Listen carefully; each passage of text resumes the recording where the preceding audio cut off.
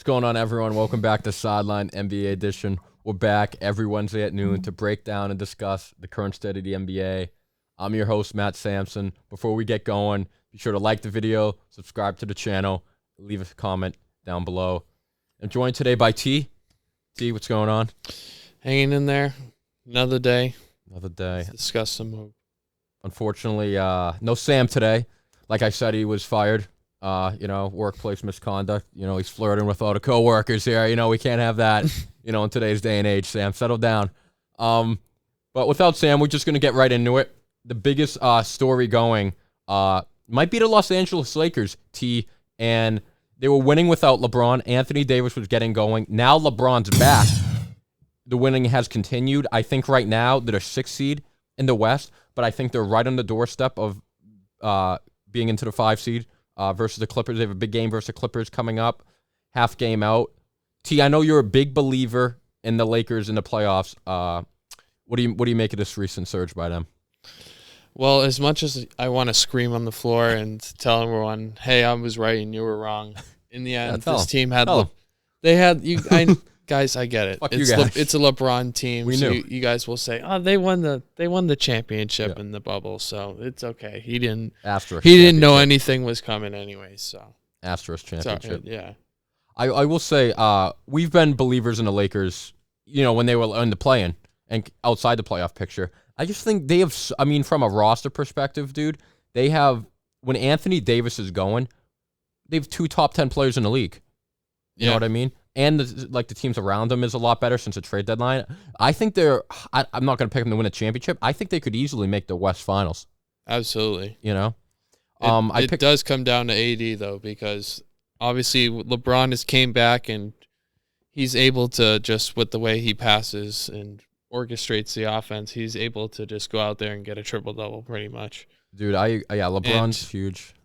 If AD's going to give him 30 and 15, they're going to win. If he doesn't get 30 and 15 and he gets 15 and 8, they're going to lose. I agree. It kind of depends on Anthony Davis because LeBron's been pretty consistent for the most part this year. Yeah. When he's been out there. Anthony Davis, the past 3 games, I think is 35-plus points. Mm-hmm. And it was the first time he's done that since 2018 when he was on the Pelicans. So if Anthony Davis decides he wants to be MVP Anthony Davis, the Lakers have a shot versus anyone in the West. Absolutely. Staying in the West, another big story, Andrew Wiggins is reportedly set to rejoin Golden State at some point this week. Golden State struggling a little bit. They lost to Denver on the road without Jokic. Andrew Wiggins was huge in their finals win last year. Some say should have been the finals MVP. T, do you think this makes any difference for them in their playoff chances? Definitely. It could be a little too late for this to happen because who knows if he's going to be able to come right out into game shape. So that's true. That could be something they have to deal with for the beginning of a series or if they even make it through to the playoffs. Mm-hmm. But definitely he can make an impact because they also have Gary Payton back. So this is virtually the same team that we faced last year. So if anyone can do it, it's definitely the Warriors. I agree. I guess you can never count Golden State out. Wiggins coming back is huge. He's a huge 2-way player. I just feel like even if he does come back and he's good, for me, I just think the writing's been on the wall with them since fucking Draymond Green sucker punched Jordan Poole. Yeah. Ever since then, it just hasn't felt right. Draymond's been getting teed up all season, which I guess isn't anything new, but I don't know. Curry's been in and out of lineup. He's been hurt. Poole hasn't been the same player like we've talked about. Yeah. Draymond, I don't think Draymond's It'll be very interesting come this offseason because Draymond's a free agent. And I let him go, dude. He's such a pain in the ass. I don't know. Yeah. I guess if he wants to stay for cheap, you keep him. But, dude, I don't know. Strangely enough, I can see him in either a Knicks or a Lakers uniform. I could see him being good for, a young team that kind of needs, a kick in the ass. I would say or Memphis, Miami. Yeah, or Miami. But I would say Memphis was they all hate each other. There's bad blood. I don't know how that would work out. But, if Wiggins I think Wiggins is their last hope. Because if he, comes back and it still doesn't work, I don't think they're going to go anywhere the way they look right now. Yeah.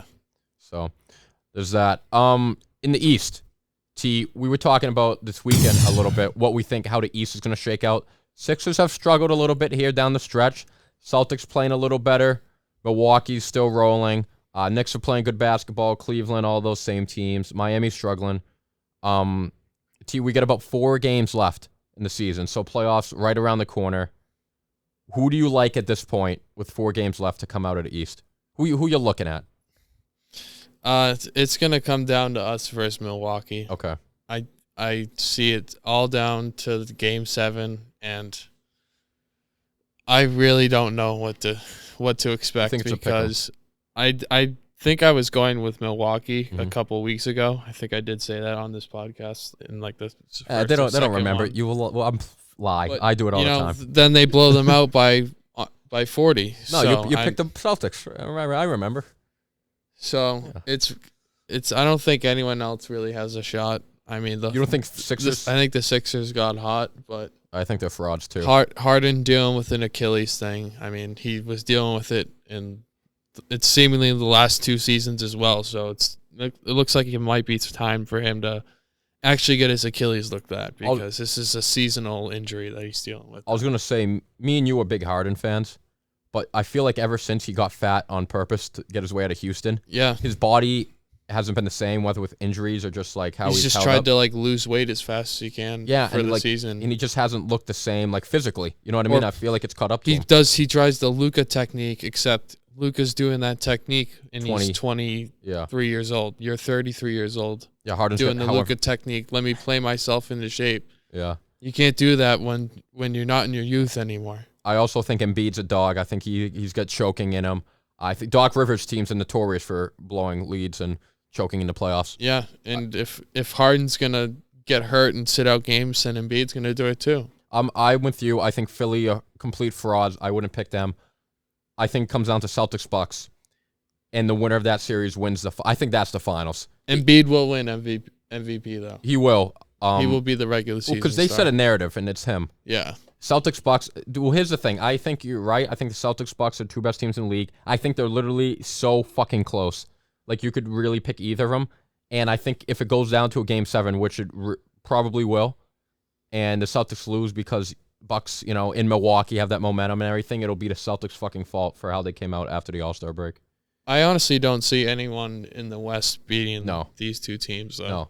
Well, we'll talk about the West. Our West predictions, we'll get into it. I think the only team that has a chance, I'm with you. I'm not picking anyone in the West. The only scenario I could see a West team wins is if everyone stays healthy in Phoenix and the Suns get really hot with Durant. What do you think that has a chance? Or I would say that or the Lakers. Okay. So you think the Lakers, if they kind of keep how they're doing, they could make a chip run? I think D'Lo is going to be huge for them. He's underrated. He's one of the most underrated players in the whole league. Yeah, because I think now that Russ is gone, LeBron can do what Russ did for them, is push the tempo, but not as much as Russ did every single possession. Yeah. And then D'Lo gives them that change of pace guard that they need. Also, he's really good at running pick and roll, especially if he has someone better than Rudy Gobert. Yeah. He's also not as reckless as Westbrook. Absolutely. You know what I mean? I feel like he's a better ball handler. I don't know. He plays a little safer, not as hectic. He's probably a better shooter as well. Yeah. You know what I mean? And I feel like he doesn't, I don't know. Westbrook may come in a game want his moments. D'Lo's more fine, kind of dishing it, letting the game kind of come to him. Uh-huh. I don't know. I think they could make a run. I think the Suns. It's a shame, dude. I keep saying wait for the Clippers. Wait for the. It might just not happen with the Clippers. I really think this game coming up tonight will decide a lot. Yeah, I think a lot of it's just going to be matchup wise, man, and fucking It'll be nice to see a pretty healthy Kawhi tonight versus LeBron. Though LeBron's obviously not 100%, but I agree. Well, T, that's NBA talk. We're gonna shift over to the WNBA. We don't really watch a lot of WNBA. This is women's college hoops here. In the national championship game, Angel Reese taunted CAITLYN Clark, who was won Player of the Year. Amazing fucking run by her. I'm a huge fan of her. She's a fucking bucket. Did I watch the game? No. I thought about it though. I thought about watching, and I ultimately decided I went on a drive instead. But but a lot of people are mad at Angel Reese, calling it classless, whatever. She's taunting CAITLYN Clark. But there's a video of CAITLYN Clark doing it to a girl Granted, it wasn't national championship game, and it wasn't at the end of the game. It was the middle of the game. He did a battle. Oh, what's your take on this? I mean, I could give a shit, to be honest. Exactly. I don't think this should be anything. Yeah. I think you see it. Non-story. You see it multiple times any other male basketball game. Just because it's female and it's on the big stage for some reason, they need to glorify it, and social media needs to make it a thing just to get clicks. Somebody's just trying to get clicks. I agree. I think it's a non-story. Everyone's talking about it. Who cares? You know what I mean? It's the middle of the fucking game. I'm sure you ask Caitlin Clark. I'm sure she's like, whatever. You know, I would do the same thing, you know? I do love Caitlin Clark, though. Like, she's like a reason I would actually watch, like, her highlight reel. She just gets buckets. I think before this, she had, What is she, the Steph of the WNBA? No, literally, she had, like, I think she's going to set the record for most points in women's history. Wow. She had, like, 3 straight 40-plus point games in the tournament. So, if you're watching, Caitlin, you know, feel free to come on the show anytime. Oh, yeah. Yeah, we'll have her. We'll have Angel Reese. Angel Reese can come too, but really, we want Caitlin. All right. Enough of that. That was the state of the league. Now on to the Celtics, our hometown team. I don't know. It feels like whenever we don't have Sam on, the Celtics play well. Makes you think. Anyway, the Celtics destroyed the Bucks. They had they won 40+ in Milwaukee. Fucking dominated the Bucks. And before this, a lot of people were mad at the Celtics. Fucking, they're playing like bums, this, that, the other. Does this change your perspective going into a potential playoff series with Milwaukee? It definitely puts us in the right direction, because if we can close out the season hot, you know, that's one thing that all playoff teams want to be. They want to close out the season playing hot. That's why I'm so high on the Lakers, because I think in their last 20 games, they're 14-6. So they've been riding hot. They're really complete right now. This isn't about the Lakers, though. It's about the Celtics, who had a good win. Great. So if we can string together some more, we got Philly, and I'm really curious to see who's gonna man Embiid tonight. Yeah, is Time Lord playing, you know? That's exactly what I'm wondering. No one never fucking knows if he's playing. We never know. It's always questionable, knee, whatever, soreness. But obviously Al Horford's going to have him for 20 minutes. Is it going to be Time Lord? Is it going to be Grant Williams? Grant Williams? Are we going to have to? Don't love that. Luke Cornett show? Who knows? The murder corner. And just this game in particular, it was great to see, because if they've lost this game, we'd say these fucking bums, they're done. I'm not looking too much into it, because Milwaukee's coming off a back-to-back. Yeah. And they could be saying, oh, we get the 1 seed locked up. You know, we don't really need this game. So I'm not like, oh, like this is the defining moment, but it's a good sign. You know what I mean? At least they didn't fucking lose. You know, if they lost, I'd be fucking ripping them right now. So yeah.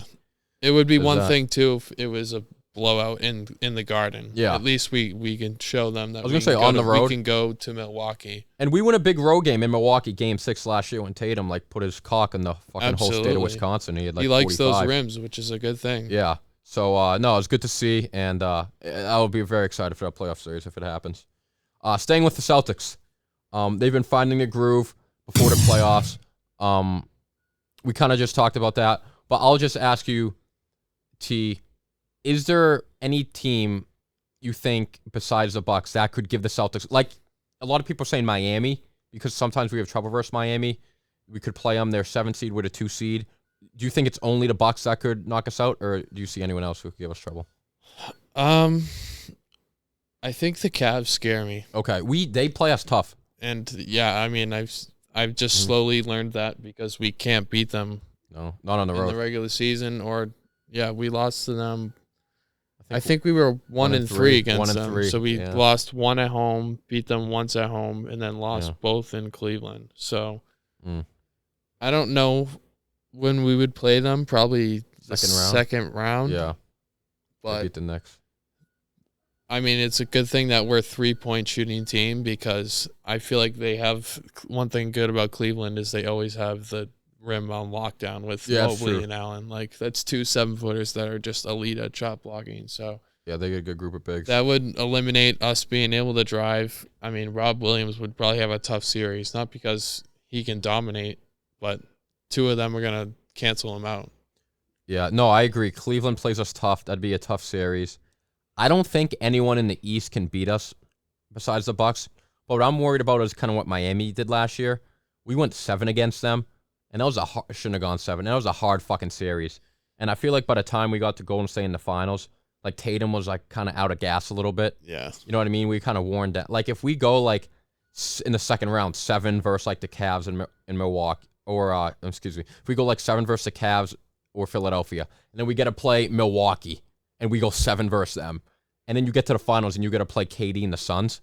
Yeah. You know what I mean? You got to still turn. So like I would be worried about take care of business when you got to take care of business, you know? Don't let a series go 7 games. Take it 5, 6 games, get it done. Don't let these teams hang around. Absolutely. Because that's when you get into trouble. But yeah, a good sign for the Celtics are playing better lately. League watch. Who's hot? Who's cold? A hot team right now, T. They're playing great basketball as the Phoenix Suns. They're undefeated with Kevin Durant in the lineup. I think they've won 5 or 6 in a row. Maybe the hottest team going into playoffs right now. I mean, we talked about it. We don't think it's a mirage. We think the Suns are legit. Absolutely. Yeah, KD, he talks about them not being able to have gelled with him yet, but if they haven't lost with him yet, it seems like they're gelling very well very quickly. So I just think as they can continue to play games, they also play the Lakers to close out the season. So we're getting 2 potential crazy playoff series like previews right now. So I'll have to stay up late and watch these games. I think the biggest thing with Phoenix is like just health, because Durant's brittle. I mean, he literally sprained his ankle, was out 3 weeks in fucking layup lines. And Chris Paul's, we know he breaks down. He's fucking 38 and did a playoff series. So I think the biggest thing is just health and just maintaining it throughout the playoffs. But if they stay healthy, like you said, I think the West is wide open this year. So I think they should just, when you get Durant and Booker, fucking take it, you know? Yeah, I mean, this is kind of hinting into the playoffs, but let's say they're playing the Clippers or the Lakers. Mm-hmm. I don't really know who's going to cover LeBron, Kawhi, or PG if he comes back. I was going to say the one thing is they're not a defensive squad. I mean, Durant's serviceable. Phoenix, in terms of like defending, like I guess Chris Paul's good at defending a point guard. Yeah. And DeAndre Ayton's like an average defender. Yeah, he's a rim protector. But like a wing defender. Booker's not a defender. Kogie's good, he's too short to guard LeBron, Kawhi, or PG. I guess it's got to be Durant, huh? Yeah, exactly. Just hope it's length. We talk about his health. Like if he's going to have to guard two-way, like the best player, and then play offense too. Yeah, that could be an issue for them if they go cold on offense. Can they lock down defensively? And one sweat spot on the floor, and KD's gone. Exactly. No, but the Suns are definitely an interesting team. We'll see how they do in the playoffs. Team that's in the opposite direction, Miami Heat. I think they're like 4-6, 5-5 in their last 10. This is a team that went to Game 7 of the East Finals last year. They're like 2 or 3 games above 500. They're 7th seed right now. Brooklyn's gonna finish higher than them with Mikal Bridges and Cam Johnson, who I like. But I mean, you have Jimmy Butler, Bam Adebayo, Hero, a bunch of guys. Do you think even Miami, they've had this horrible season, huge disappointment? Is there any chance they could figure it out in the playoffs and put it together? Do you think? I think so. I mean, you follow Jimmy on Instagram? Not on Instagram. I'm a big Butler fan. But he is the biggest clown ever. Really? Like he posts. I love Jimmy Butler. Probably 25 Instagram stories a day. Oh, jeez. And it'll be like him in and out of a coffee shop, like him walking in. There's like 3 different selfies of him. You're right. Then the guy like making his coffee, and then him walking out. In the meantime, he's like singing a video of himself the whole time. So he's in a pretty good mood. It seems like he's he's always in his Miami vibes. Yeah. So he's never cold. But I mean, I feel like as long as they're in the play-in, I feel like Kyle Lowry still has something left to give him, even though he's on the bench and he hasn't really been playing good for them. Yeah, he's at the end. I feel like they just can string it together. Okay. I think they can win the play-in tournament. Well, this is a group with a lot of experience, man. I mean, these guys made the finals in the bubble. They made the Eastern Conference Game 7 last year. It's really surprised me because this is a gritty group. I don't know what it is. Maybe they're just fucking living in Miami, making their millions. You know what I mean? Yeah, I think they're going to definitely look for bigger changes this offseason. I mean, half the team's undrafted. Looking at this picture, I think Hero's getting traded, honestly. I think he's getting traded over Jimmy I think Butler. maybe. They're probably going to try and find another point guard. I'm probably going to Yeah. ship. I mean, I feel like they tried to get someone to be able to ship Lowry out this offseason. Just I couldn't think get anyone. if they had Kyle Lowry 3 years ago, Oh yeah, they'd be all set. It would be different. Yeah, it just looks like he's had too many slices of pizza or something. Yeah, I was gonna say he's back to those Toronto fast food runs. I'll say this about Miami: if they played like a Philadelphia or a Knicks team in the first round, a team that has choking identity, I'd give them a shot. And the Knicks with Randall right now, so they have no Randall. But if the He'd have to play Boston or Milwaukee. Just the way it looked this year, I think it's like a 5-game series. Yeah. So, I don't know. I will be interested to see what they do this offseason because Miami's a spot a lot of people like to go play for obvious reasons. So, they should be able to attract free agents and, maybe even trade. So, but yeah, it'll be interesting to see what Miami does going forward. All right, that's what we have for League Watch. We're going to end it with a fan question. Let's see what we got here. Oh. How's it going, Sideline crew? Big fan here out of Boston. I got a question for you guys today, and it's one that I've been thinking about for a while. So obviously, the NBA over the years has been evolving a lot, in terms of how it's played, how it's coached. I'm curious, what do you guys think of the state of head coaches today in the NBA? Because for me personally, I look at the league now, and I see it as more of a give the ball to your star player type offense and let him run things.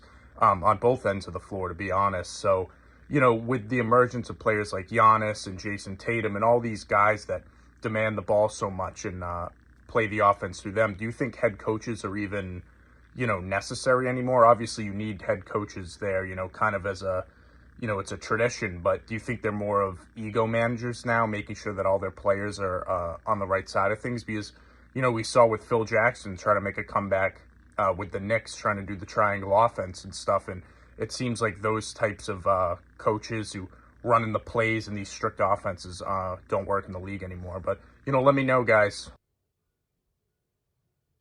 I mean, that's going to take up half our fucking runtime. I mean, Jesus Christ. I mean, Sam could have worked the shift, had a sandwich, went out for a meal and come back. I mean, I don't know. What did he ask? I mean, fucking, he said 90 different things. I mean, thanks for watching, I guess. But I started thinking about the NBA in the 2010s. when he was talking, you know what I was thinking about? Going home, what am I going to eat for dinner? He's talking about coaches. This fan, from Boston, one of our own, I guess. I mean, I think at one point he said, "Do we need coaches?" Yeah, I think so. Fuck. No, but to be more serious about his question, fucking. I mean, yeah, I feel like they've always been kind of ego managers. You know what I mean? Yeah, I mean, it's always been a star-driven league. I think it's clearly that they're ego managers. Yeah. I mean, look at the Mavericks right now. They don't have Jason Kidd's not an ego manager. He's just telling them they're playing like shit and no one's listening to him.